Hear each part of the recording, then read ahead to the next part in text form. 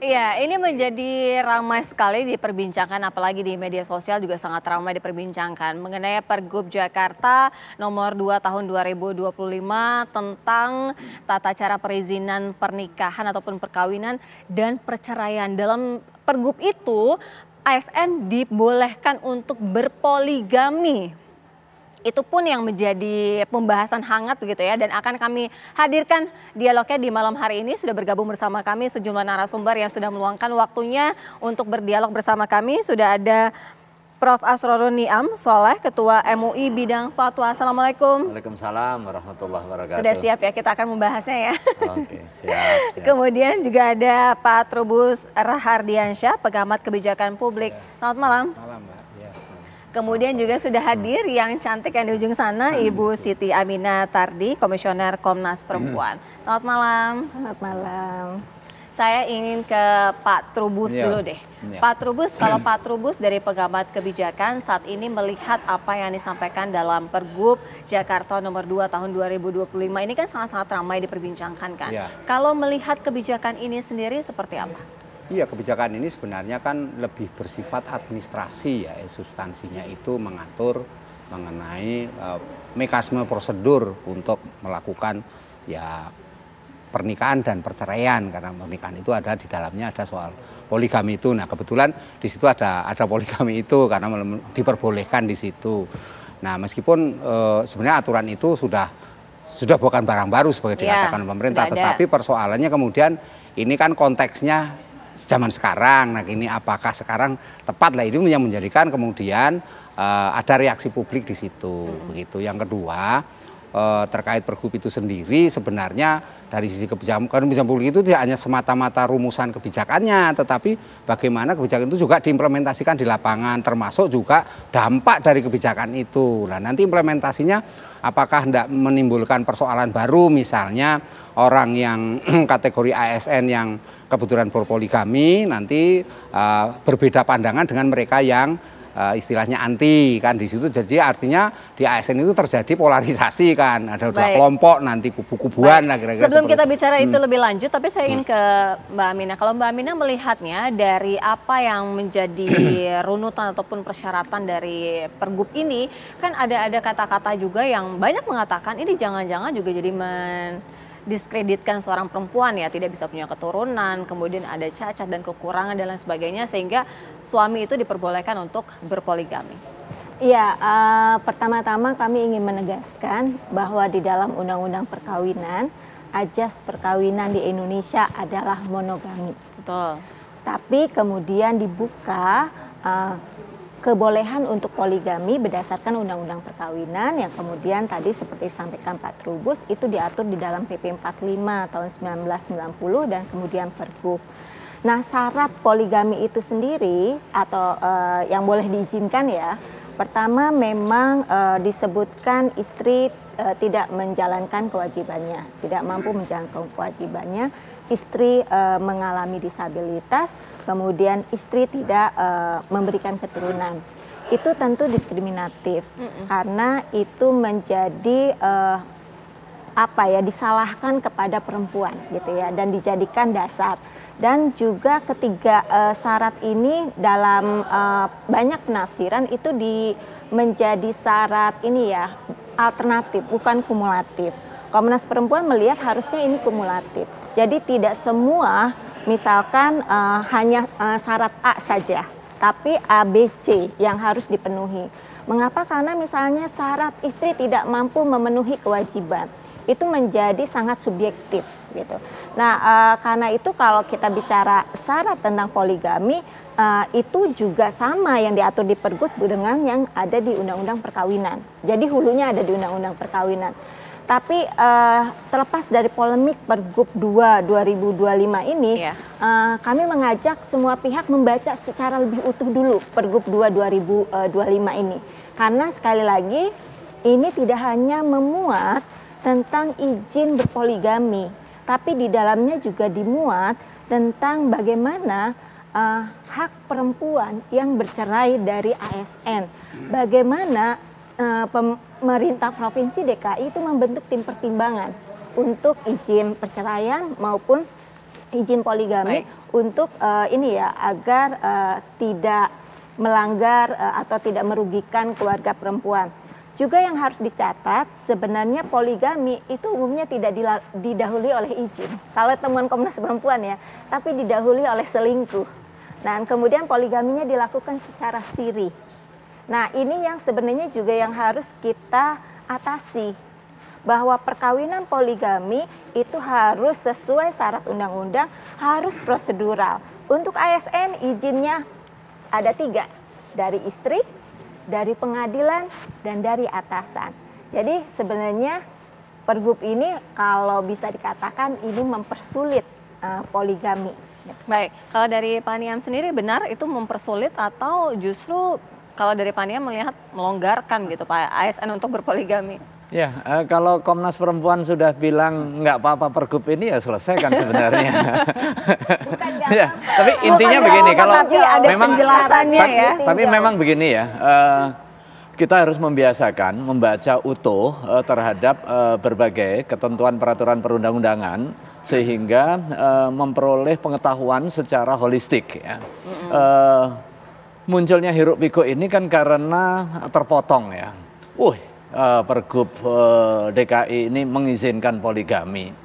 Sebenarnya soal izin poligami itu ranahnya tidak di Pergub, ranahnya di undang-undang. Dan undang-undang itu berbasis kepada permasalahan keagamaan. Sebagaimana kita tahu bahwa persoalan perkawinan itu kan bukan hanya sekedar urusan kontraktual semata, akan tetapi di situ memiliki dimensi keagamaan. Karena itu persyaratan keabsahan pernikahan itu kan merujuk kepada persyaratan yang ditetapkan oleh ketentuan peraturan perundang-undangan di satu sisi, tetapi rujukan keabsahan itu pada aturan agama. Nah, ini clear ya di Undang-Undang Perkawinan. Nah, lingkup yang diatur di dalam Pergub 2 tahun 2025 ini kan soal pemberian izin yang kemudian nanti akan berdampak pada kinerja dan juga keluarga ASN itu. Maka kemudian ketika mau menikah izin. Bukan hanya sekedar menikah 2, tetapi menikah pertama pun juga izin. Kepentingannya apa? Terkontrol nanti.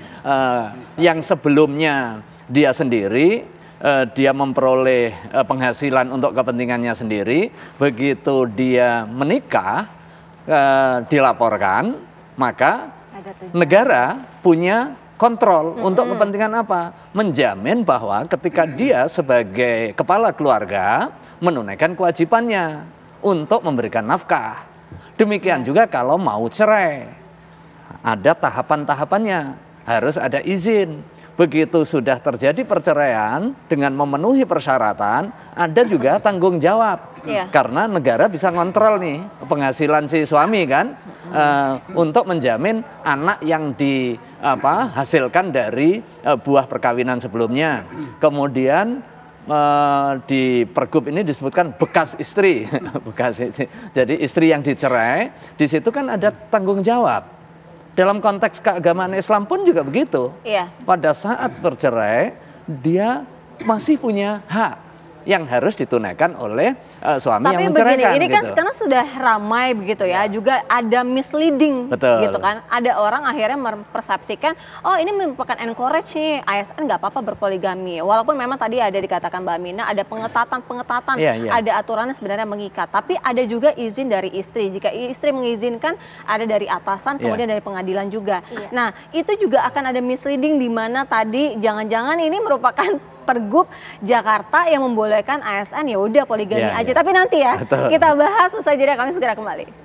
Tujuannya untuk memperketat, bukan untuk mempermudah. Tapi yang menjadi pertanyaan lanjutan adalah bagaimana jika itu untuk tujuannya menghentikan perceraian ya Mbak Mina ya. Tapi ada perempuan-perempuan yang menolak untuk dipoligami, akhirnya tetap saja kan perceraian itu akan terjadi begitu. Kalau misalnya ada yang merasa kita dibolehkan untuk berpoligami, tadinya tidak terfikirkan untuk berpoligami, maka ASN itu mengambil langkah itu dan istrinya menolak begitu. Ya poligami kan kalau prosedural tidak akan terjadi kalau tanpa izin istri. Artinya walaupun misalnya itu sudah menjadi kunci, perceraian terjadi karena sudah ada perdebatan di mana mereka ada ya ketidakcocokan karena kan sudah sempat disounding akan ada poligami gitu, tidak disetujui, oke tidak jadi dilakukan, tapi si istri memilih untuk mundur dan bercerai. Artinya kan tingkat perceraian tetap ada. Iya, tentu itu pilihan kepada perempuan. Apakah ia memilih bercerai atau dia memberikan persetujuan kepada suaminya, atau tetap bertahan dalam kondisi yang demikian gitu ya.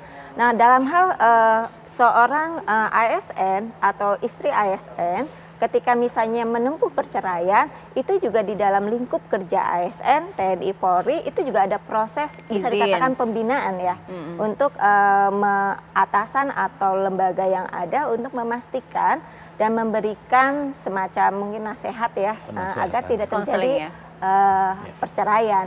Dan kalau misalnya pilihan pasangan itu oke, saya tidak sepakat poligami, pilihannya adalah bercerai, maka bercerainya itu dilakukan yang memastikan anak dan istri itu juga tidak terbengkalai atau tidak mengalami penelantaran.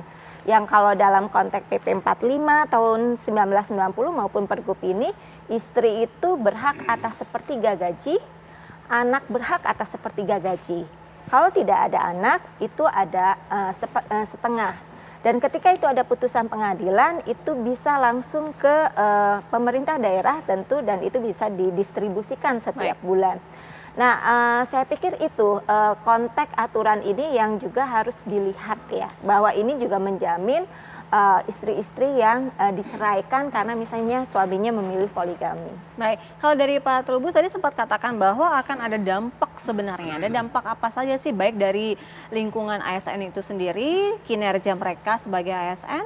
Iya, karena gini, ada dampak misalnya kinerja, katakan pemerintah mengatakan ini nanti akan meningkatkan kinerja ini. Nah, ini kan sesuatu yang belum bisa dikatakan apa ya seperti itu. Artinya kinerja ini kan didukung oleh faktor-faktor lain, tidak hanya semata-mata karena yang bersangkutan poligami kemudian ada semangat. Karena kekhawatiran kita timbul pemikiran bahwa kalau begitu kita berpoligami aja supaya kinerjanya naik, kan seperti itu kan. Ini kan namanya publik kan bernafsi jadi macam-macam, liar tafsirannya kan gitu.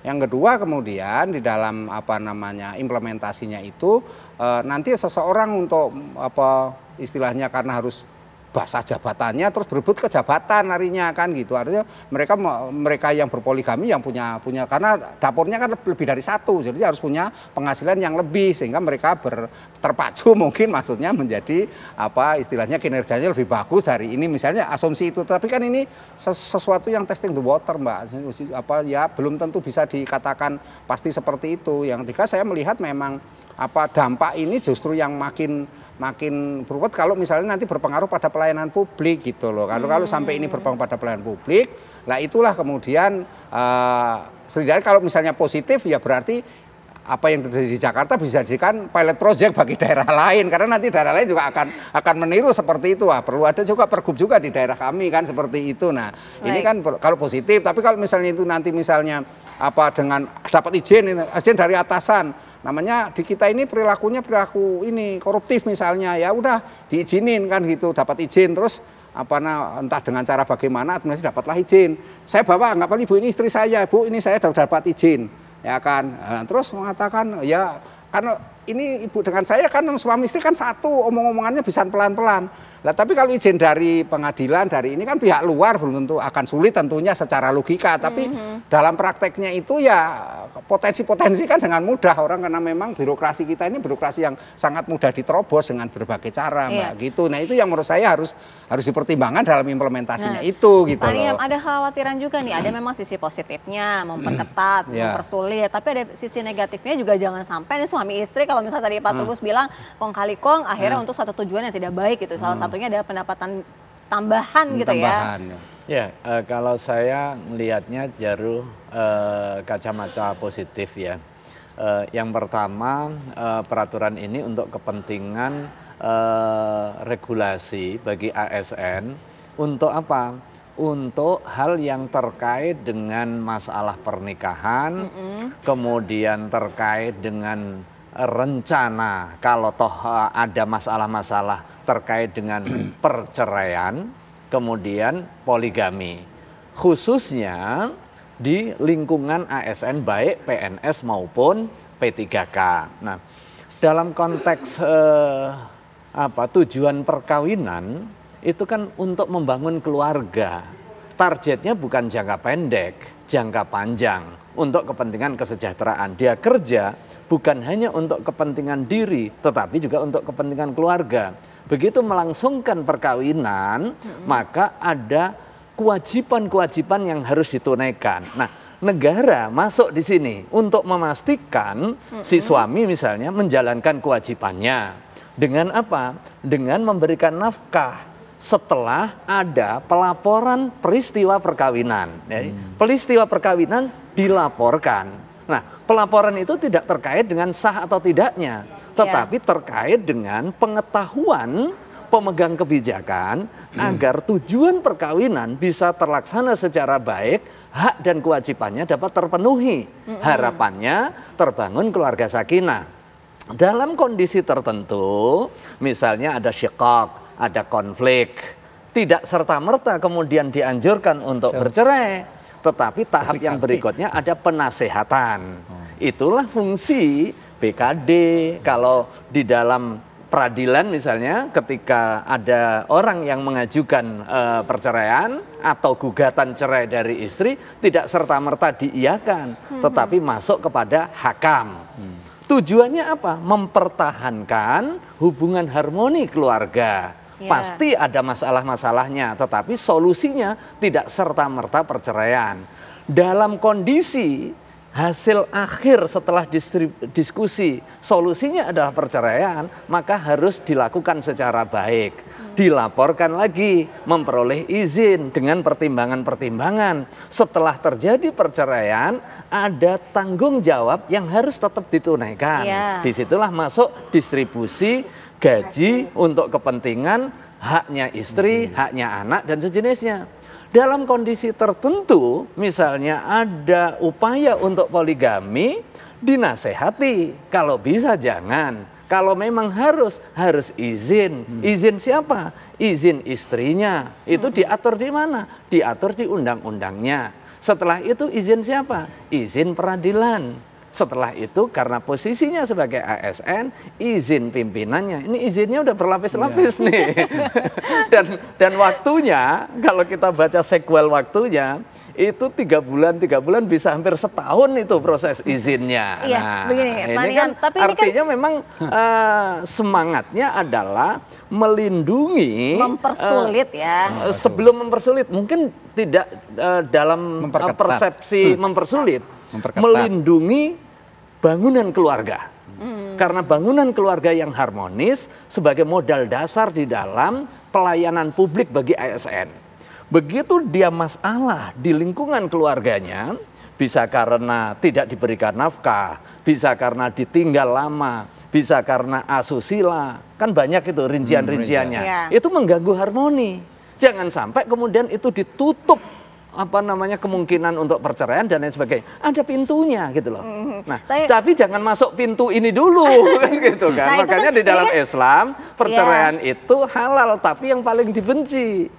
Ibarat pintu itu ya dibikinkan pintu tetap. Tapi begini, jangan kita kan semua di Indonesia orang itu kan gampang masuk. asas monogami ya. Nah, di satu sisi kan juga side effect-nya adalah ketika memang seseorang memang sudah merasa tidak cocok, walaupun memang akan ada konseling tadi seperti Prof. Niam menjelaskan begitu ya. Tapi paling tidak ketika dia mencoba untuk menjalani proses itu tidak bisa, dia tadi ada dikatakan khawatir yang berselingkuh dan akhirnya melalui proses-proses yang diikuti untuk berpoligami. Nah, tapi kalau misalnya dalam lingkungan ASN nih kita berbicara mengenai ada satu orang yang setuju untuk poligami, ada satu orang yang merasa harus mempertahankannya pernikahan terlebih dahulu dan lain sebagainya. Apa itu tidak mengganggu kinerja dari ASN untuk pelayanan publik terlebih dahulu dibandingkan dia fokus dengan kebutuhan menambah istri gitu? Kalau seandainya, ini kan ada beberapa asumsi-asumsi yang bersifat subjektif.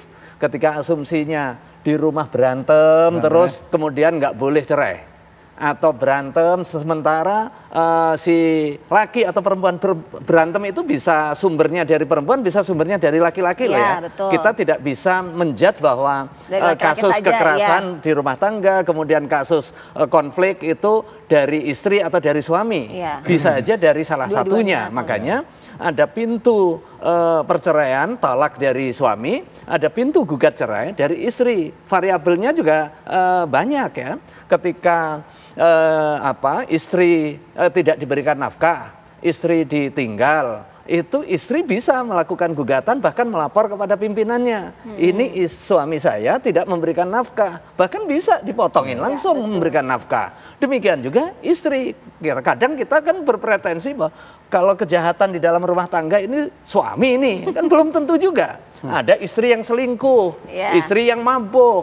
Nah, kalau kondisi yang seperti ini dipertahankan hanya karena persoalan momok poligami, tentu nggak fair juga. Nah, disitulah fairness di dalam konteks ajaran agama, khususnya agama Islam, mendudukkan secara proporsional. Poligami bukan satu jalan utama, tetapi itu menjadi salah satu jalan dan solusi. Tapi jangan berani-berani masuk kalau belum siap memperoleh syarat-syaratnya, kan gitu.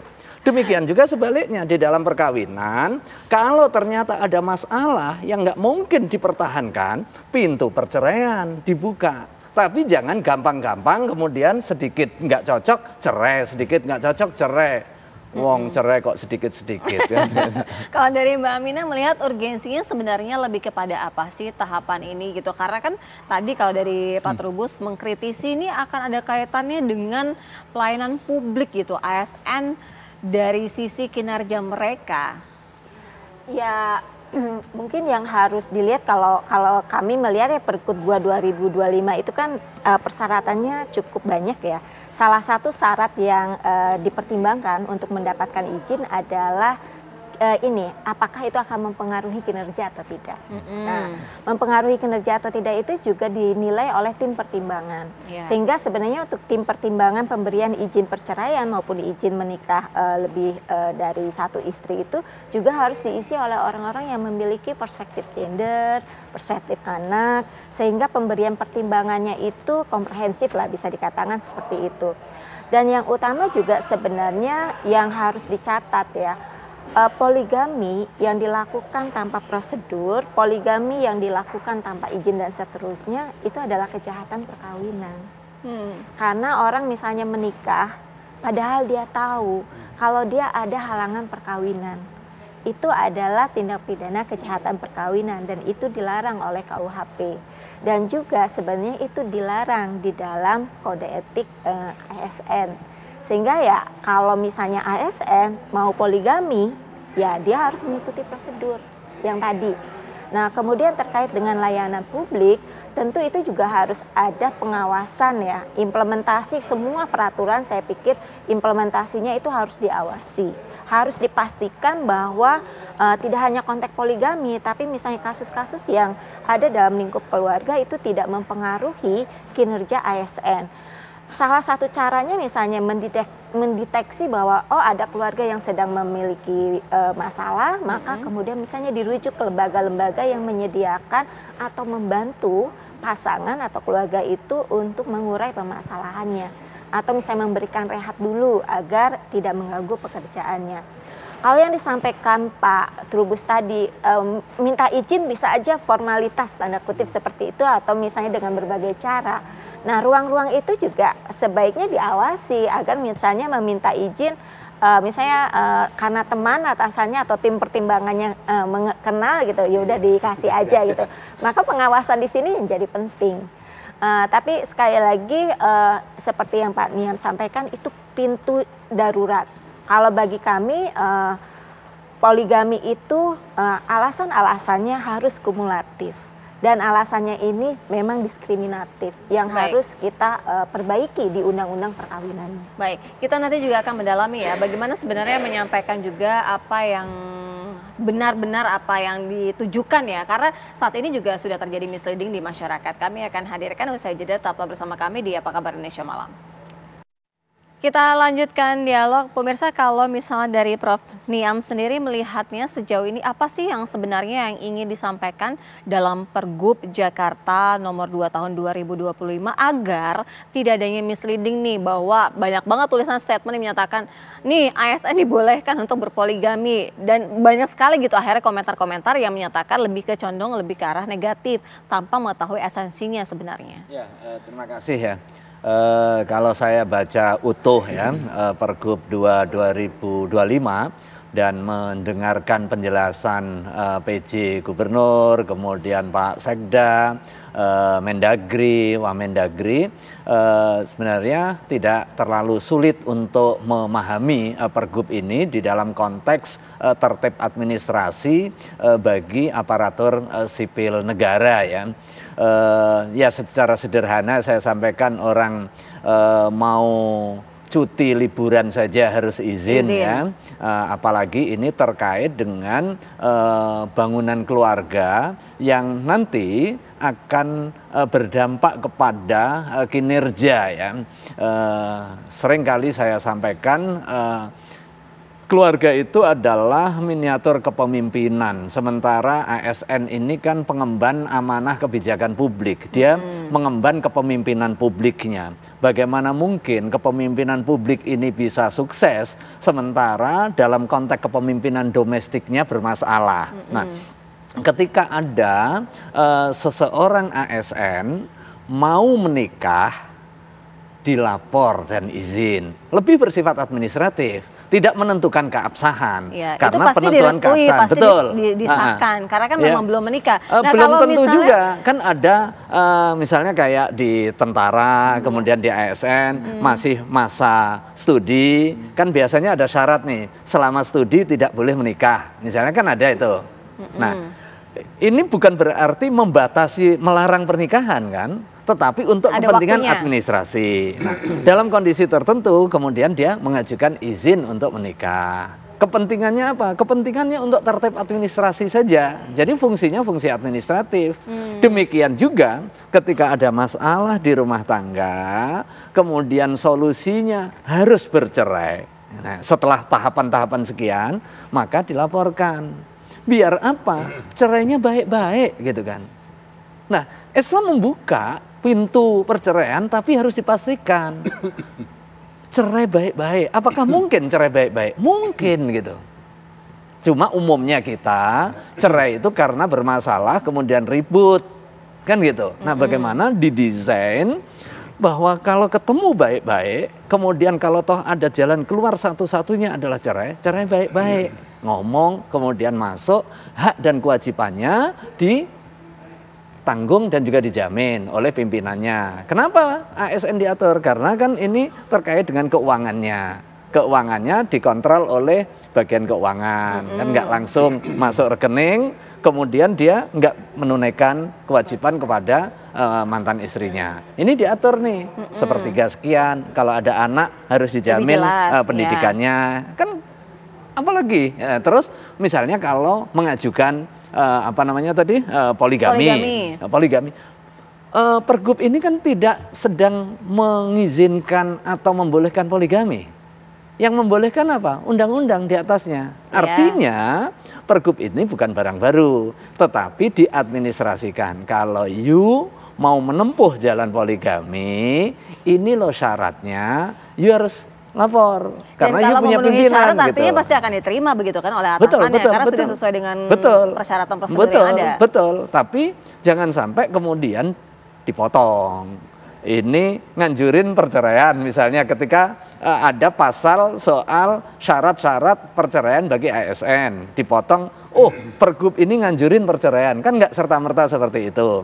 Kemudian ada pasal terkait dengan ketentuan pemberian izin poligami. Oh, Pergub ini memberikan izin poligami, kan nggak seperti itu. Baik, gitu. Baik. Kalau dari Mbak Amina melihatnya bagaimana? Jikalau memang sudah sesuai dengan prosedurnya, kemudian pengajuan dari istri menyetujui, kemudian dari pengadilan persidangan menyetujui, kemudian atasan menyetujui. Tiba-tiba ada dampak ke belakangnya, di mana akhirnya ketika sudah disahkan untuk berpoligami, ternyata rumah tangga itu juga tidak menjamin tidak terjadinya perceraian. Ada permasalahan-permasalahan baru di mana dengan istri dua dan lain sebagainya. Sehingga apa yang dikhawatirkan oleh Pergub itu yang justru melindungi tidak bisa dilakukan. Iya, misalnya poligaminya dilakukan sesuai prosedur, kemudian terjadi perkawinan ada dua keluarga dan itu mengganggu kinerja atau juga misalnya itu menimbulkan konflik gitu ya antara keluarga yang satu dengan keluarga yang lain. Tadi seperti yang disampaikan Pak Niam, itu ada proses-proses penyelesaiannya. Berarti kan misalnya, oh berarti dia tidak mampu memimpin, dia justru poligami merentankan dua perempuan itu pada situasi tidak nyaman, kekerasan, misalnya pilihannya bercerai, ya itu dibuka ruang untuk itu. Jadi sebenarnya yang harus dilihat di ketentuan ini administratif, ini mencoba menertibkan, dan yang tak kalah penting sebenarnya ASN yang tidak melakukan pencatatan perkawinan, yang misalnya menikah siri, tidak dicatatkan ke kedinasan, yang melakukan poligami tanpa prosedural, itu akan dikenai sanksi disiplin ASN, yaitu sanksi berat. Itu juga harus diketahui. Tidak hanya untuk ASN laki-laki, tapi calon-calon istri, istri-istri ASN, bahwa ada mekanisme yang disediakan oleh negara untuk melindungi keluarga ya dari hal-hal seperti itu. Baik, kalau dari Pak Trubus melihatnya bagaimana? Karena publik juga khawatir begini, ketika kita mau menghilangkan suatu masalah, tetapi justru menambahkan masalah lain, sehingga tiba-tiba di ujung nanti justru itu masalah jadi memperkeruh begitu. Iya, karena gini ya, ini kan persoalan nanti yang dijelaskan juga itu tata kelola kan. Jadi governansinya itu, tata kelolanya itu kan semua izin pimpinan, ya kan, kemudian izin dari pengadilan, kemudian dari izin istri. Kalau izin istri itu lebih mudah lah, karena ini sekarang ini yang pihak luar, berarti pengadilan sama pimpinan. Nah ini kan harus dibuka secara transparan, artinya istri juga harus dipanggil mengetahui dong bahwa suaminya memang mau ini poligami. Kalau enggak nanti ujung keluar saja itu surat, kita udah biasa di Indonesia ini birokrasinya birokrasi tertutup, Mbak. Keluarlah itu. Nah ini yang menjadi masalah kan di situ. Ketika itu, nah maksudnya yang kedua kaitan dengan sanksi gitu. Sanksi ini kan sanksinya cuma hukuman berat gitu. Nah beratnya apa? Berat itu bisa karena cuma dimutasi, berat karena yang bersangkutan gajinya dipotong. Tapi kan terus dipecat. Nah itu baru itu orang harus berpikirnya itu gitu loh. Orang yang melanggar itu dipecat. Nah itu saya setuju, itu artinya dia mengurangi juga jumlah ASN yang kira-kira tidak baik di dalam beretika selama melaksanakan kinerjanya itu gitu loh Mbak. Baik, terima kasih Prof. Nia, Pak Trubus, terima kasih Mbak Mina, terima kasih. Kita harapkan ya mudah-mudahan tidak ada lagi masalah-masalah atau benang-benang khusus seperti ini. Mudah-mudahan Pergub Jakarta nomor 2 tahun 2025 ini justru menjadi terang benderang dan melindungi keluarga pada hakikatnya sesuai dengan tujuannya. Mudah-mudahan gitu ya. Iya. Terima kasih sudah bergabung bersama di Apa Kabar Indonesia Malam. Kami akan hadirkan pemirsa sejumlah informasi penting lainnya untuk Anda. Yang akan dibawakan oleh rekan kami adalah Ken Ana.